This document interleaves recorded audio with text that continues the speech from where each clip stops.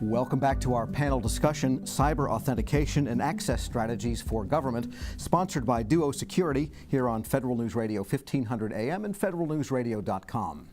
My guests today are Ron Butra, the Chief Technology Officer at the Justice Department. Greg Crabb is Vice President and Chief Information Security Officer at the U.S. Postal Service. Sean Frazier is Advisory Chief Information Security Officer for Federal at Duo Security. Paul Grassi is Partner and Senior Vice President for Cybersecurity at Easy Dynamics Corporation. And Steve Wallace is Technical Director of the Development and Business Center at the Defense Information Systems Agency. I'm your moderator, Tom Temin. And before the break, we were talking about a lot of discrete technologies, the Fast ID Online, FIDO, the Security Assertion Markup Language, SAML, OpenID Connect, and a lot of acronyms floating around. I guess at a little higher level than the coding behind these things. Sean, maybe tell us what some of these things mean for federal practitioners and what federal managers concerned with authentication and ultimately cybersecurity should know about these things and how they affect them as they go forward with modernizing and updating and replacement efforts. Sure. I think there's kind of two overarching things that we're all trying to do. We're trying to provide the best security for identity possible while making it easier for end users to use. At the end of the day, that's really the only thing that matters. All of these technologies are really a means to an end to get there. So we talk about FIDO, which is an open source alliance for endpoint authentication. There are some pieces and parts that we talked about, WebAuthn, which is another kind of PKI-based system that to eliminate passwords, which is a lot more elegant than most PKI systems that exist today. But at the end of the day, the goal is to make it secure and easy. Yeah, so in other words, the complexity is at the back end more so maybe than in the past because it's more simplicity at the front end. That's a good way to put it. It has to be. I mean, I think that you know, from a user perspective, again, we've all kind of, it's a high bar. We've all trained to have things be easy. Look at Face ID and Touch ID, good examples. Yeah. Paul? You know, the federal manager question specifically, that breaks down into 3 or 4 or 5 different buckets. You know, you've got the federal PIV CAC population. FIDO isn't going to impact them. They're getting smart cards. However, in the drive space, the drive PIV, with some of the stuff DoD's doing with, you know, looking at the warfighter and additional ways to authenticate. For mobile authentication. For mobile. FIDO that's FIDO's sweet spot. And the new OMB memo that's in draft supports that. You've got a significant population that doesn't fall under the coverage of PIV and CAC for whatever reason. We should be giving them something better than usernames and passwords. So why not give a FIDO or some other type of credential that has those same security characteristics as the smart card? Citizens we've talked about, right? And we've heard that the Hill is saying, stand up these servers so citizens can use these things.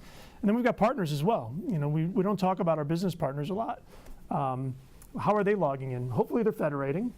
But if they're not, maybe if we had a Google to government transaction, not to continue to pick on Google, why not let that Google employee use that key, security key that's FIDO-based to access a government system to transact? Way better than what's probably going on today. And it doesn't have to be all FIDO, but there's way more areas for federal managers than just this enterprise employee PIV card use case. Sure. Steve? So absolutely agree with what both of these gentlemen have said. We have to make the security more transparent for the end user, right? If we make it difficult, they will inevitably find a way to get their jobs done regardless of what we do, right? So that's always one of the challenges that we have to have, or that we have to deal with.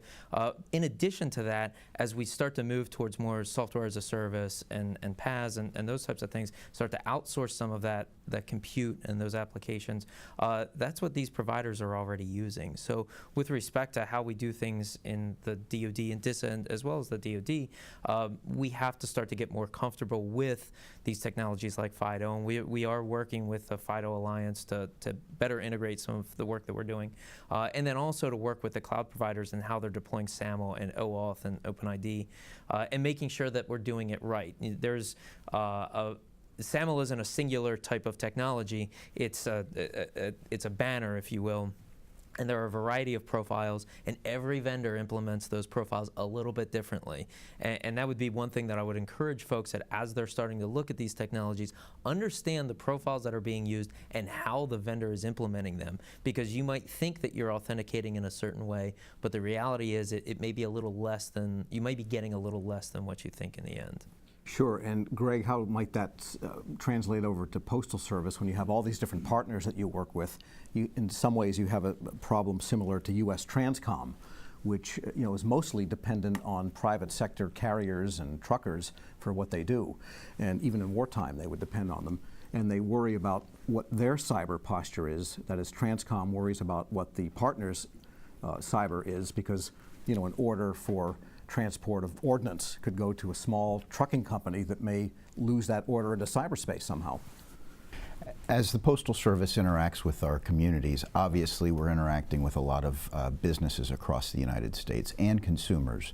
And so to make the technologies easy for the services of the Postal Service to be accessible through those online mechanisms, it's critically important for us to leverage these technologies. And to the point of allowing organizations to bring their own identity to the table is exactly what we need to do in order to be able to extend out to these communities.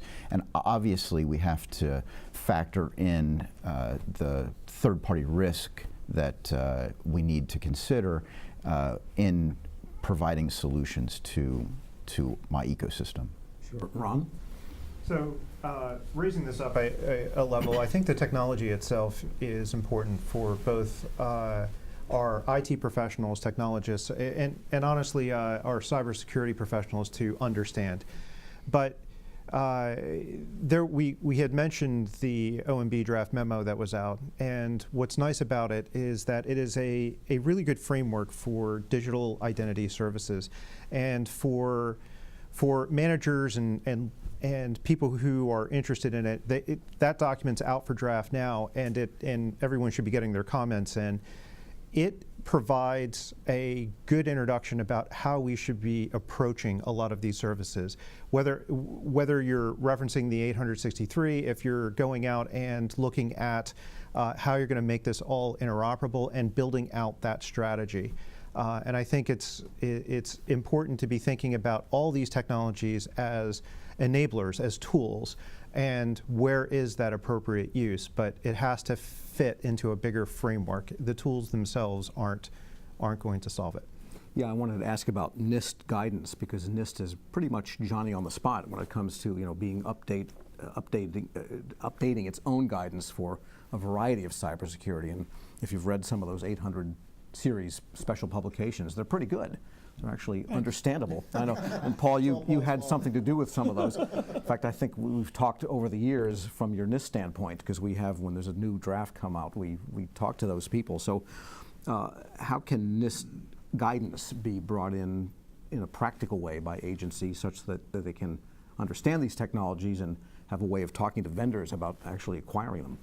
Sure, I can only talk, now that I've left government, the things that we were doing specifically in digital identity and bringing agencies into the mix. We open sourced the development of 863. We put it out there on GitHub, and we asked industry and government to participate in the writing of it. We barely had a blank sheet of paper, and we had put it out there. And that had some mixed results, mostly because it was a new process. Some agencies blocked GitHub. Some agencies and organizations didn't believe that we were actually going to do it, and we did it. They were shocked and didn't know what to do. But we had we had that thing out there in the public for over a year, which is a little bit different model than typical publication drafts that you don't really see until they come out for draft. You have 60 days, and then they typically go final. The other thing we did was we really treated ourselves as consultants to the agencies, and we said, we're not implementing, you are. So this is unimplementable, then we got it wrong. So what are you seeing in the field? What are you seeing with your users? How can we help implement so we can take those lessons learned back? What can we do in the National Cybersecurity Center of Excellence to feed innovation into the standards process rather than the reverse? And that had a lot of success in the digital identity space. Yeah, implementation is really everything. And Steve, I wanted to ask you from the DISA standpoint, as an operator of the mega centers for many, many years, and then as the lead DoD agency on cloud, you've got very different architectures to deploy to the users and to DISA itself, to the different DoD agencies. And yet, so that presents a real implementation challenge, I think, for some of these technologies because of the differing architectures. How do you see all that happening? Absolutely. So we work very closely with industry to understand where they're trying to go and how we can possibly get there. And to the comments that we made before about the use of SAML and OpenID and FIDO, it's important for us to early get a grasp on how those technologies work. Specific now, in the now it's FIDO, right? But in the past we've worked with some of those other ones. And as we move towards software as a service, PaaS, IaaS, those types of things, those vendors already have mature offerings in those spaces. So we need to understand how those work and how we adapt what we're doing to that.